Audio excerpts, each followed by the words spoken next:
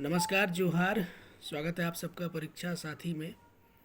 आज भी JPSC mains का रिज़ल्ट नहीं आया है, ठीक है।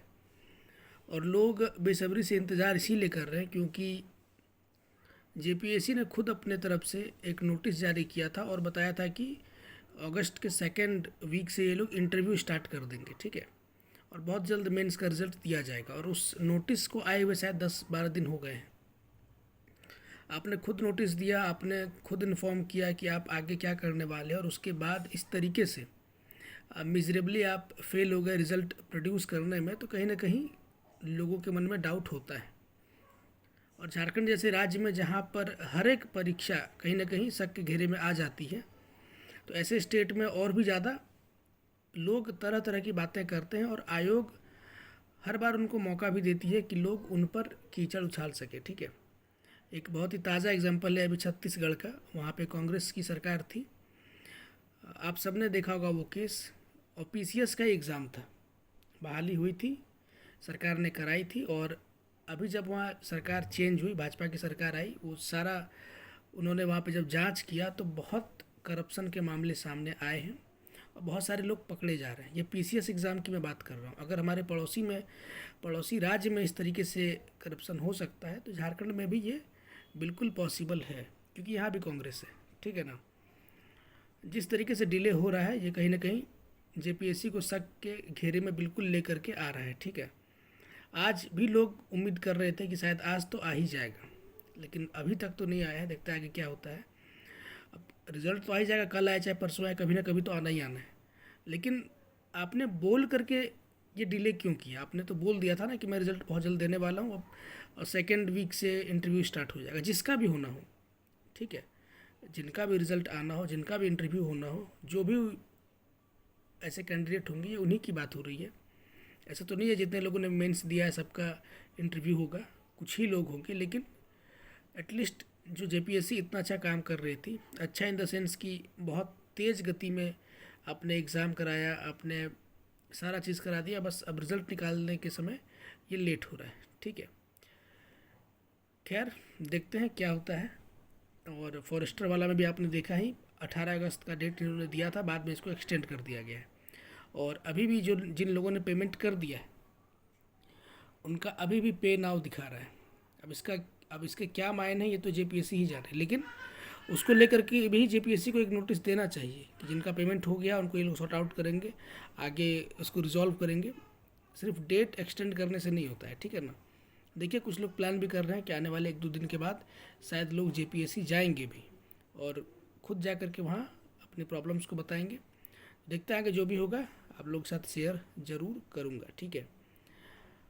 आगे सीजीएल वाले जितने भी हैं, सीजीएल तो खैर झारखंड के लिए एक अभिशाप ही बन गया है, ठीक है। अब देखते हैं क्या होता है। लेकिन समस्या सबसे बड़ी ये है कि जो भी एस्पायरेंट है सीजीएल के, ठीक है ना, ये समस्या मैं इसलिए बोल रहा हूँ क्योंकि अगर कोई नहीं पढ़ता तो फिर कोई बात ही नहीं था। लेकिन बहुत सारे लोग पढ़ाई कर रहे हैं, अभी भी पढ़ाई कर रहे हैं।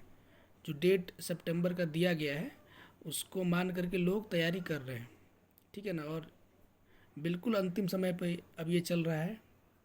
देखते हैं, थोड़ा होपफुल रहना है क्या होता है। दूसरी तरफ बहुत सारे शिक्षकगण हैं जो लगातार प्रोटेस्ट कर रहे हैं। ट्विटर कैंपेन सक्सेसफुली ऑर्गेनाइज किया गया है। आगे 17 को एक प्रोटेस्ट भी है।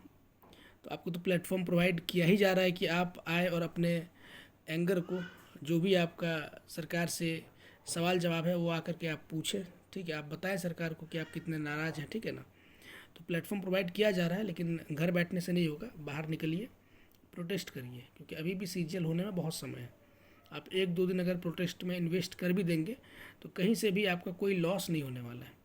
एटलीस्ट जो रांची में है, आसपास के डिस्ट्रिक्ट में है, आप लोग तो आ ही सकते हैं।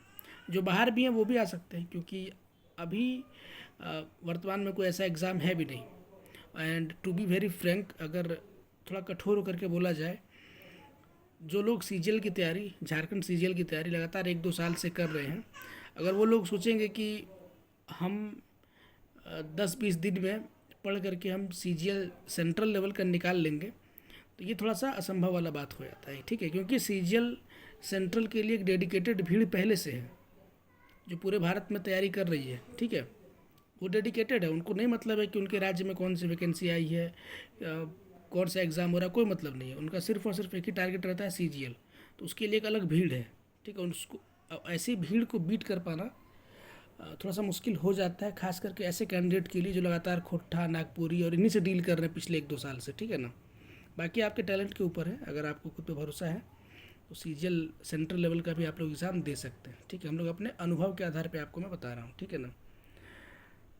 बाकी देखिए, झारखंड है जैसा हम लोगों ने सोचा था आज से 5 साल पहले 2019 में, बहुत सारे लोगों के मन में बहुत तरह की बातें थी और बहुत उम्मीदें थी कि नई सरकार आएगी और अगर नौकरी नहीं भी लगा तो कम से कम 5-5 हज़ार रुपये हर महीना बेरोजगारी भत्ता मिलेगा, बहुत तरह की बातें थी, ठीक है।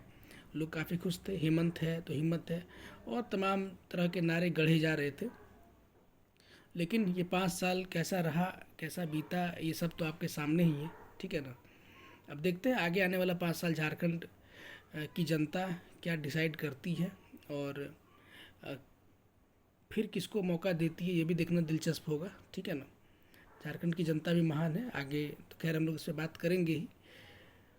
आप लोग क्या सोच रहे हैं? और एक बहुत, मैं फिर से बोल रहा हूँ कि एक बिल्कुल असहाय करने वाला सिचुएशन लगता है, ठीक है, कि पता नहीं क्या होगा, एकदम अनसर्टेन, कुछ नहीं समझ में आ रहा है लोगों को कि अब करें तो करें क्या। डेट भी है, एक होता है ना कि अपरिहार्य कारण वाला भी नोटिस आ जाता कि हम लोग अपरिहार्य कारण से स्थगित कर रहे हैं, तो फिर लोग रिलैक्स हो जाते हैं और कुछ और अपना सोचते हैं। लेकिन डेट भी दे दिया गया है ना कि सितंबर लास्ट में हम लेंगे, तो वही सिचुएशन है कि ना ये इधर का छोड़ रहे हैं ना उधर का छोड़ रहे हैं। अब समझ में नहीं आता है, देखिए क्या होता है। बाकी आप लोग क्या सोचते हैं, आप लोग बताइए। झारखंड में रहने का कुछ तो फ़ायदा हम सबको मिलना ही चाहिए, ठीक है। मिलते हैं किसी और वीडियो में। तमाम राजनीतिक जो घटनाक्रम है उस पर हम लोग चर्चा करेंगे। बीच में बहुत सारे एग्जामिनेशंस हुए हैं और उसमें बिजी रहने के कारण झारखंड की जो राजनीति है उससे थोड़ा सा हम लोग डिटैच्ड हो गए थे। एक बहुत उभरती हुई पार्टी जयराम महतो की पार्टी, अभी बहुत कुछ सुनने को मिल रहा है, ठीक है। आगे हम लोग कभी लाइव आकर के उस पर भी चर्चा करेंगे क्योंकि जयराम महतो पे तो बात करनी ही पड़ेगी, ठीक है। उभरते हुए सितारे हैं झारखंड के, तो मैं सोच रहा हूँ कि इस दिन लाइव आकर के डिटेल में झारखंड की राजनीति पे भी चर्चा करें। लेकिन एक बार प्रोटेस्ट वगैरह हो जाए, सारा चीज़ हो जाए, उसके बाद ये सब काम किया जाएगा। अभी कोशिश करिए, जितने भी झारखंड के छात्र हैं जिनको लग रहा है कि बिल्कुल असहाय लग रहा है, आपको समझ में नहीं आ रहा, तो आप लोग प्रोटेस्ट में ज़रूर आएँ, ठीक है। ज़रूर आइए प्रोटेस्ट में और मैसेज दीजिए सरकार को, ठीक है। और क्या कर सकते हैं, एटलीस्ट मैसेज तो दे ही सकते हैं। बाकी मिलते हैं किसी और वीडियो में, तब तक के लिए टेक केयर, गुड बाय।